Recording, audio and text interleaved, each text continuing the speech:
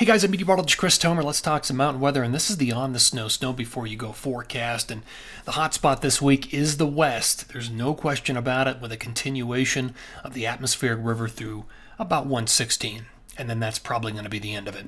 But odds of best snow higher on the spider chart here, more purple, and that's the western slope of Colorado. It's the Wasatch, it's Brian Head, it's the Tetons, it's Big Sky, it's Sun Valley, Pacific Northwest, western BC, Sierra, and to some degree, the Northeast is in for some snow, and I'll show you what I'm thinking with that. And also, I forgot, northern New Mexico will also get like 8 to 14 inches of snow out of this period. Let me show you my bullet points here. So the river through 116, and then there's a definite end, and the jet's totally different. I'll show you that coming up. Talked about the totals. The Sierra snow levels will be high, abnormally high on 1-9, and then probably again for 113, 14, 15 with the final wave that comes through. So you know what that's all about. We've been dealing with that this entire time.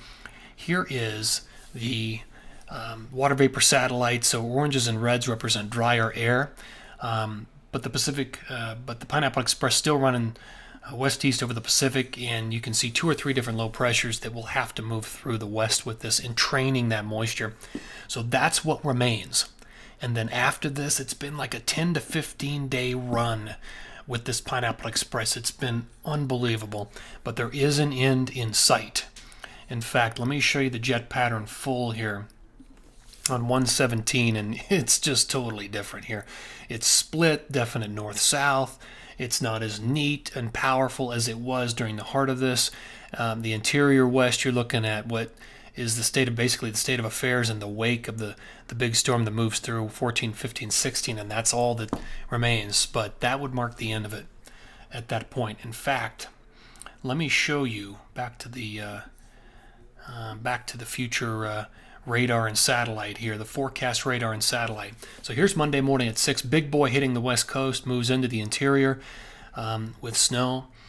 And you can see it's still there on 111. Here it is. Next wave, though, coming in on 113, 14, 15. There's 13. There's the end of the day on 113. And storm's still trying to move on shore. Interior west is quiet, waiting on that final atmospheric river storm system that moves in. Okay, let's talk about snow numbers here. So the whole period, 19 through 117, unbelievable. Another 50 to 90 inches for the Sierra. It's just been incredible.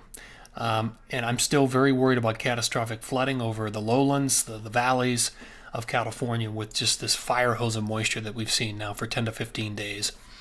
Some decent snow in the Pacific Northwest, 1 to 2 feet. Sun Valley, Brundage do well, but all other places have low numbers. In most of Montana, northern Idaho, although Big Sky does well, the Tetons do well. The Wasatch, I've taken these numbers up again today. It looks like about 3 feet coming out of these 2 different waves that run straight across the Wasatch, and actually Brian Head does well as well.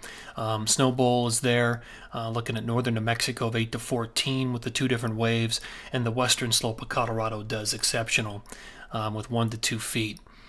Less accumulation east of Vail through Summit County and up over the high peaks, just less. It just doesn't support this type of AR western southwest type of flow. Let's go to the northeast. So you've got a storm system. You've got some leading edge snow coming through on like 113, something like that. And it may go over to snow, or may go over to rain, and then back to snow with this storm system. But I think with the snow on the front side and the back side, there's enough support there to get, anywhere from, 8 to 18 inches of snow through Vermont, New Hampshire, and Maine, with this storm system coming through on 113, 114, somewhere in there. So yeah, hoping for the best with that. Hopefully the track stays where it is. If it shifts north, then you're going to get less snow because you'll just have more warm air that'll turn it to rain. But a little optimistic. Hopefully this pans out. All right, guys, thank you for tuning in here. Always appreciate it, and take care. This is the On the Snow Before You Go forecast.